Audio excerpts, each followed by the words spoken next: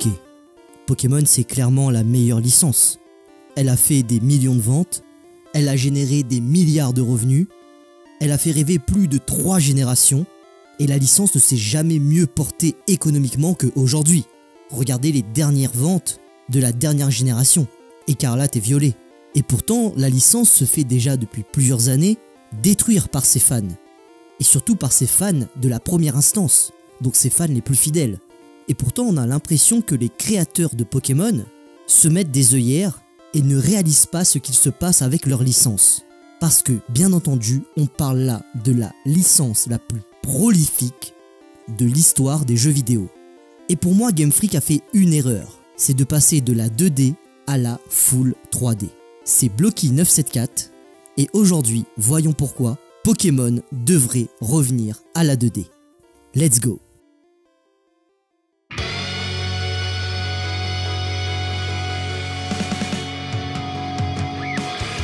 Je suis devenu le meilleur dresseur, je me suis battu sans répit.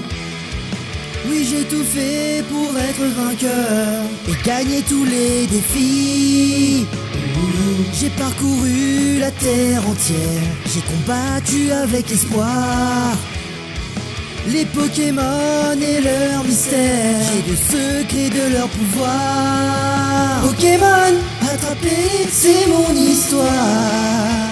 Mon voyage d'apprentissage, ça demande du courage. Pokémon. Pokémon est une licence avec 29 ans d'histoire. En effet, elle a été créée par Satoshi Tajiri en 1995. Et il est sûr et certain que Monsieur Satoshi ne s'attendait en aucun cas à ce que la licence prenne cette ampleur. De 1996 à 1998, sortait la première génération de Pokémon, avec rouge, bleu, vert et jaune sur Game Boy et Game Boy Color. Ces premières sorties cumuleront plus de 47 millions de ventes cumulées, soit un succès planétaire hors du commun. On parle là de quasiment 2 milliards de revenus cumulés pour cette simple génération. C'est indécent. Franchement, pour le JV à l'époque, c'était vraiment une dinguerie. Et les autres générations ne sont pas sans reste. La deuxième génération avec notamment Or et Argent, sortie en 2000, on parle d'environ 24 millions de ventes. La troisième génération, avec notamment Ruby et Saphir, on parle là de 16 millions de ventes. Et puis on a la quatrième génération, la cinquième génération, la sixième génération, etc., etc., etc. Jusqu'à arriver à la 9e génération de Pokémon, soit la dernière génération en date sortie en 2022 avec Écarlate et Violet pour environ 25 millions de ventes. Donc on le voit avec ces chiffres, Pokémon est loin de mettre la clé sur la porte car économiquement, la licence se porte immensément bien. Et bien sûr, on ne parle là que des jeux vidéo de la série principale. Je ne parle pas de jeux connexes tels que Pokémon Go ou encore la série des Donjons Mystères. Je ne parle pas de l'animé de Pokémon et encore moins des produits dérivés qui produisent des milliards et des milliards de revenus par année. Mais ça, ce sont des choses que vous savez déjà. Vous savez déjà que Pokémon est partagé par 3 instances. Game Freak, Pokémon Company et Nintendo. Vous savez déjà que Pokémon Company met la pression au studio Game Freak pour avoir un Pokémon tous les ans pour vendre encore plus de produits dérivés. Vous savez déjà que Game Freak est un petit studio entre guillemets d'une centaine de personnes. Vous le savez déjà si vous êtes un fan inconditionné de la licence, que malgré les ventes, malgré le succès de Pokémon sur sa dernière génération, les jeux ne sont vraiment pas ouf, vraiment pas beaux, très mal optimisés et on a quasiment l'impression que c'est fait juste pour les nouveaux joueurs. Et vous le savez déjà que les jeux vidéo de la série principale sont en pleine décadence et que cela a commencé à partir de la 3DS. Justement, revoyons ensemble à partir de quel moment pour Pokémon ça a été la descente aux enfers. Et dire qu'à une époque, j'étais le meilleur dresseur et je parcourais le monde des Pokémon. Et aujourd'hui, voilà ce que je fais. Je regarde des séries en me remémorant mes vieilles histoires. Triste vie, hein, quand même.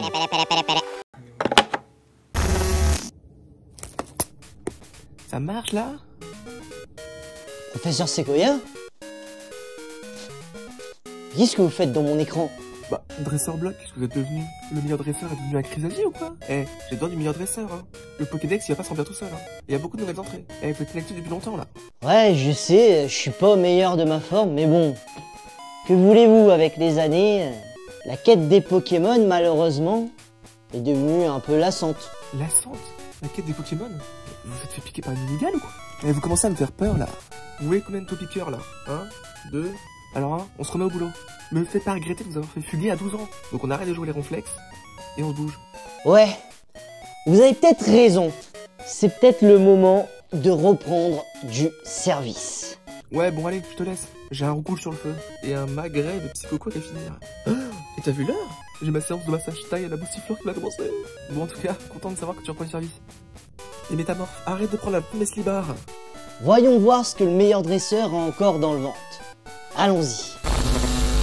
Pour moi, et ce n'est que mon avis, mais je pense que pas mal de personnes vont être d'accord avec cela, le Prime de Pokémon, c'était sa deuxième génération. Et pourtant, j'ai commencé Pokémon avec la troisième génération. Mais la deuxième génération a tout pour elle. C'est la seule génération de Pokémon à proposer deux vraies régions, Johto et Kanto. C'est la seule génération de Pokémon à nous proposer 16 badges à conquérir au lieu de 8. C'est la seule génération de Pokémon à nous proposer un système jour et nuit cohérent avec des Pokémon spécifiques à la nuit et au jour, mais aussi des évolutions spécifiques au moment de la journée, comme Mentally pour la journée ou Noctali pour la nuit. Le lore de cette génération est super étoffé. C'est d'ailleurs dans cette génération qu'on a eu le mécanisme de Pokémon Fuyard avec les chiens légendaires. Le game design est hyper maîtrisé sur cette génération et honnêtement le post-game est tout simplement cultissime, avec notamment le combat contre Red avec son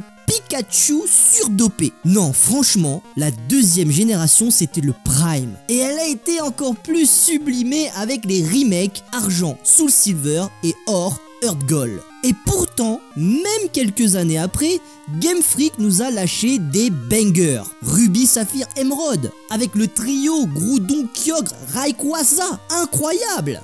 D'ailleurs, ces légendaires restent les plus appréciés de tous les légendaires, toutes générations confondues. La quête des Regis, vraiment cultissime. Et comment à l'époque on buguait devant l'énigme des Regis. Petite note, à partir de la génération DS, personnellement je n'ai pas eu la chance de jouer aux jeux Pokémon.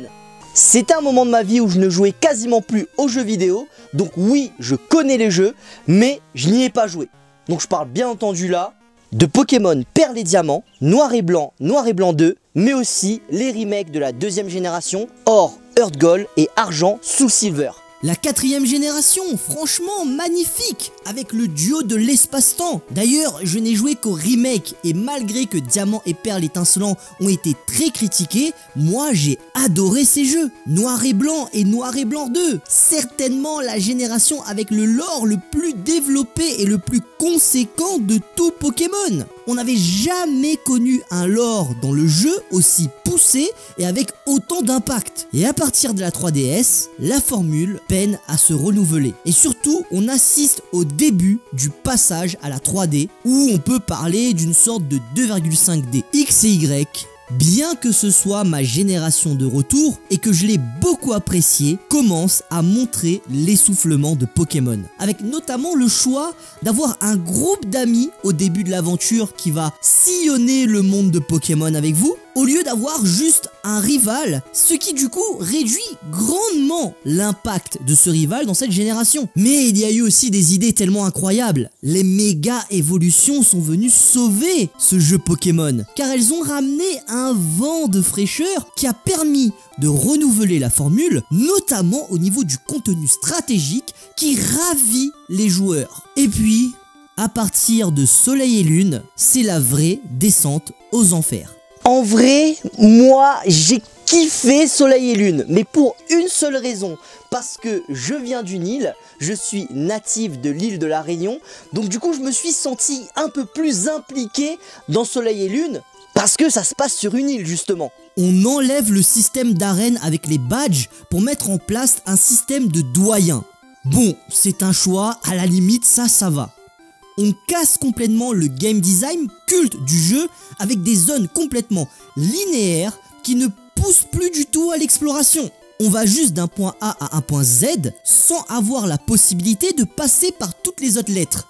On enlève les méga évolutions qui avaient cartonné à la génération précédente pour mettre en place des attaques Z. Mais quelle erreur! À ce moment-là, tout le monde faisait des théories sur les prochaines méga évolutions. Et là non, Pokémon nous dit fuck this shit, on va mettre une nouvelle mécanique toute pétée avec des danses de groupe de K-pop, t'inquiète pas. Déception. Bon, je sais que là on parle des jeux, mais on va faire vite fait une petite bifurcation au niveau de l'animé. On passe d'un Sacha dans XY qui ressemble à ça va, tranquille, à un Sacha qui ressemble à ça. Est-ce que c'est bon pour vous? S'il te plaît, vous déconnez là. Vous déconnez. En plus, à la sortie du jeu, le post-game est inexistant. Il faudra attendre un an plus tard avec la sortie de Ultra Lune et Ultra Soleil pour avoir le même jeu au même prix. 60 boulasses. Oui, 60 boulasses. Et ça, juste pour avoir un post-game dans le jeu. C'était le même putain de jeu. Le même jeu, les gars. Non, franchement, déception. Donc, on conclut l'arc 3DS sur un goût amer. Et à l'annonce de la Switch et de la claque qu'on s'est pris avec Breath of the Wild, on était en droit d'attendre un Pokémon incroyable. Et là, on nous sort Let's Go Evoli et Pikachu, qui sont avec le recul aujourd'hui, objectivement, les meilleurs jeux de la série principale sortis sur Switch. Les jeux sont beaux, propres, bien optimisés, avec un système de capture à la Pokémon Go qui ramène un petit vent de fraîcheur, mais c'est pas ce qu'on attendait à la sortie de la Switch. Soyons honnêtes. Puis, quelques années plus tard, on nous sort épée et bouclier. Pas mal. Mais c'était pas encore ça. Le Gigamax a emmené une dimension intéressante, c'est sûr, notamment en stratégie, mais les légendaires, vraiment pas charismatiques, hein, Zacian et Zamadenta. Et je vous parle même pas du rival, qui n'en est même pas un. C'est juste un bouffon dans le jeu Pokémon, quoi. Un ami un peu foufou. Et même l'histoire, non, franchement, en vrai, on s'attendait à mieux. On venait d'avoir la claque Breath of the Wild. Et puis, pour nous achever, Légende Arceus et Pokémon Violet et Écarlate sont venus nous mettre le coup de grâce à nos âmes de fans. Les jeux sont buggés, moches, pas bien optimisés, avec une histoire pas ouf, et pourtant le gameplay de ces jeux et les nouvelles mécaniques sont fun. La nouvelle mécanique de capture dans Légende Arceus est magnifique. Les nouveaux systèmes de combat apportés et les univers sont vraiment pas mal. Mais la couverture du livre est tellement mauvaise qu'on n'arrive pas à apprécier les mécaniques intérieures de celui-ci. Il faut faire abstraction de trop de choses dans ces jeux pour pouvoir les apprécier. Et ça, après presque 30 ans d'histoire avec Pokémon, c'est pas possible. Alors c'est assez drôle parce que justement j'ai une petite anecdote là-dessus. Il y a quelques semaines, pendant l'un de mes entraînements de break, je parlais justement à la femme d'un abonné, Sumac, qui elle aussi est une très grande fan de Pokémon, peut-être même plus que moi, qui elle aussi au moment de la sortie de Légende Arceus s'est sentie trahie par la licence. On a vraiment, nous les fans, eu cette espèce de sentiment de trahison, ce pic dans le cœur qui détruisait notre âme de passionné. Et elle-même, elle me le disait, au moment où elle a joué à Légende Arceus, alors qu'elle était hyper hypée par ce jeu, elle attendait ce jeu de ouf, eh bien elle a eu un gros bad mood où elle s'est dit ça y est, c'est terminé. 30 ans d'histoire sont passés, Pokémon n'est plus ce qu'il était, Pokémon n'est plus Pokémon. Et c'est exactement le même sentiment que j'ai ressenti avec les 2 dernières générations. J'ai vécu Pokémon, j'ai grandi Pokémon, je suis né avec Pokémon. Parce que Pokémon a été créé en 95 et je suis né en 96. Donc je suis totalement la génération Pokémon. Et avec Légende Arceus et Pokémon Violet et Écarlate, nous avons été trahis. Du moins c'est le sentiment que pas mal d'entre nous ont ressenti. Bon, après tout ça, on a commencé à chercher des raisons, des excuses à cette décadence. Et dans la communauté, une supposition est née. Peut-être que Game Freak est beaucoup plus fort pour faire des jeux en 2D que des jeux en 3D. Peut-être que le passage à la 3D de Pokémon, au vu de l'effectif du studio, n'a pas été une bonne chose. Et qu'avec les délais de livraison, tout cela n'était tout simplement pas tenable pour Game Freak. La communauté et Pokémon Company étaient de plus en plus demandants et voulaient des jeux de plus en plus poussés car nous, fans, on le voulait notre Pokémon Breath of the Wild. Je vous rappelle qu'en 2021, Game Freak ne comptait que 167 employés. Quand on sait qu'un jeu AAA comme Red Dead Redemption ou encore GTA ou encore les Assassin's Creed, c'est des milliers de personnes qui bossent sur ces titres et souvent sur des périodes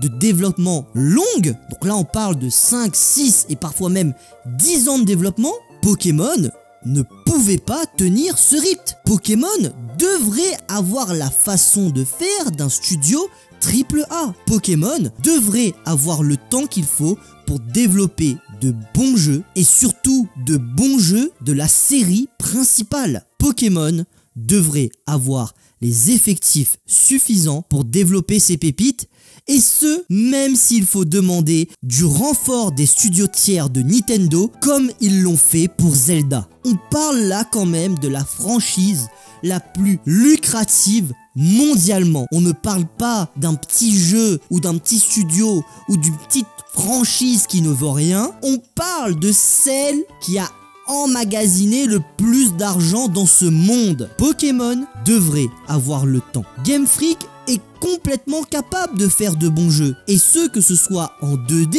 ou en 3D. Regardez par exemple Little Town Heroes, sorti sur Switch en 2019 par Game Freak, qui pour le coup n'a pas du tout fait parler de lui, et pourtant il a pas mal de belles choses à offrir. D'ailleurs, si jamais vous avez envie de le découvrir, allez-y, il est disponible sur le store de Nintendo. Mais concrètement, si avec toute la pression qu'il y a, si Game Freak doit continuer à tenir un rythme de croisière comme celui-ci, le retour à la 2D n'est pas juste envisageable, il est une nécessité, car avec le rythme de développement et les effectifs pour, on n'aura jamais le Pokémon en monde ouvert qu'on veut. Et au final, en tant que fan de Pokémon, je pense que plusieurs personnes partageront mon avis, on ne veut plus de ce Pokémon Breath of the Wild. On veut juste un bon Pokémon. Et aujourd'hui, les graphismes 2D ont tellement évolué qu'on peut faire de quoi d'encore plus magnifique qu'avant. Regardez les graphismes d'Hollow Knight, de Gris, de Ori ou encore de Dead Cells. On peut faire de quoi d'incroyable aujourd'hui, graphiquement, avec de la 2D. Donc Pokémon pourrait carrément revenir à ça. Et c'est d'ailleurs pour ça que de mon point de vue, Pokémon doit tout simplement revenir à la 2D, surtout si son mode de production reste le même. Finalement, j'ai recommencé à parcourir les terres du monde Pokémon. Après avoir découvert Kanto, Johto, Hoenn, Sinnoh, Unis, Kalos, Alola et Galar, d'autres régions attendaient que je vienne les conquérir.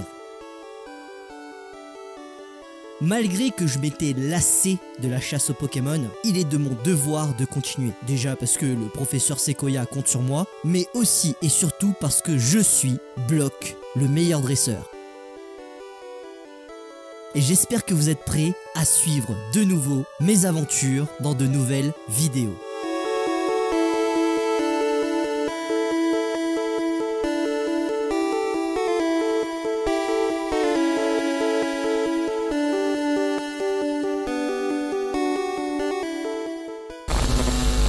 Merci à vous d'avoir regardé la vidéo. C'était le meilleur dresseur. N'hésitez pas à vous abonner, à liker cette vidéo si elle vous a plu, à me donner vos retours en commentaire. Et nous on se dit à la prochaine pour de nouvelles vidéos.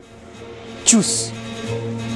Nous sommes Jesse et James, maintenant de la Team Rocket. Attention à toi, on va te faire ta fête. Nous sommes Jesse et James, sbires de la Team Rocket. Regarde bien où tu vas, on sème la tempête.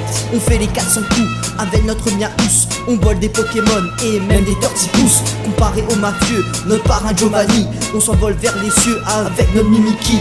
On n'abandonne jamais, Jessie c'est notre beauté. Elle est la plus belle femme que je connais. Tant qu'on n'a pas capturé le Pikachu du morveux, on ne s'arrêtera jamais, même si on n'est pas chanceux. On s'envole vers les cieux dans tous les épisodes.